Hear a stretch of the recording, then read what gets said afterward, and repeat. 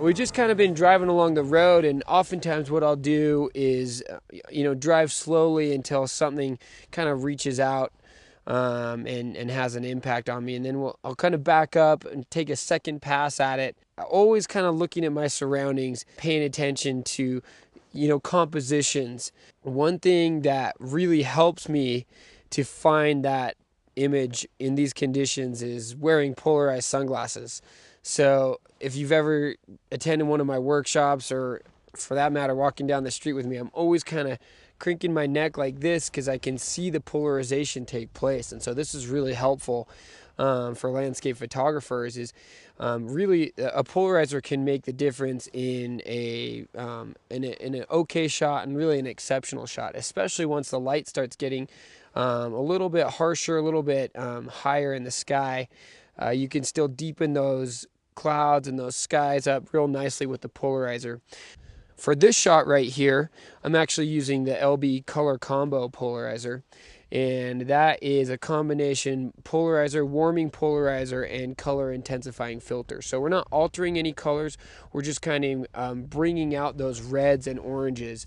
You can see here as we twist the filter, we've had some clouds move in a little bit now, but there are subtle differences in the way that sky pops back there and the way the clouds kind of stand out against that sky, and we're actually going to exaggerate that even a little bit more, or emphasize it, with a soft step grad ND filter that we'll use. The maple and the oak, which are our red and orange leaves, are just a little bit past peak. They peaked here about 3 or 4 days ago, and so I kind of need a little extra punch to bring those out of my image. We don't have a whole lot of difference in highlight and shadow from foreground to background here, so we're using a 2-stop soft step grad ND filter, obviously hand holding it, and actually you're going to see me kind of cant the filter a little bit. We'll bring it right down right here against the front element. You can kind of see the difference it makes in that background, and especially the sky. We're going to cant it just a little bit because I want a little bit more filtration on the upper left hand corner of my image. Got to make sure we don't get that in the way. We're just going to go ahead and snap a couple pics here. And we're getting some really nice definition. I got a lit foreground right here, lit ridge right here, and everything in my midground is kind of shaded, and it's actually starting to come into sunlight a little bit right now. The really fun thing about shooting in these conditions is that the light is changing so quickly, and so every image is just a little bit different. You may like the spotlighting a little bit more in a different part of your image, so from frame to frame you can really choose which one works best. I like to shoot a number of different compositions, so when I see them full screen I can really choose the one that that has the most impact. So I like including this lit grass in the foreground right here. Definitely gonna dial that polarizer in right there, and you can see the difference it's making in that background. Just kind of get a little bit tighter on this.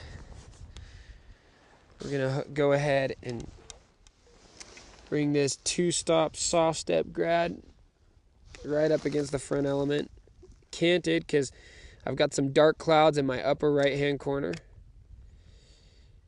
and I really kind of want to lay off as much as I can on filtering those,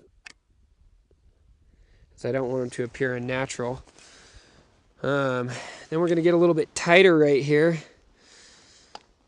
I'm going to go ahead and kind of use those branches as my immediate foreground.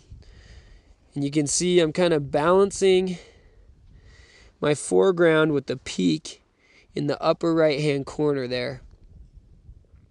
Just get this sucker placed, get that horizon straight.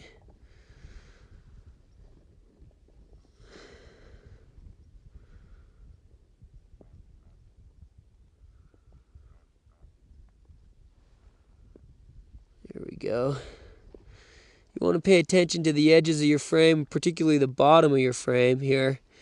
Make sure you're including enough of that image. I'm actually going to switch up filters on this. I just kind of want to get the sky, so we're going to go to a 2-stop hard step here.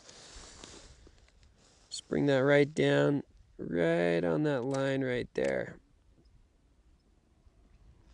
You can see the back and forth, the up and down.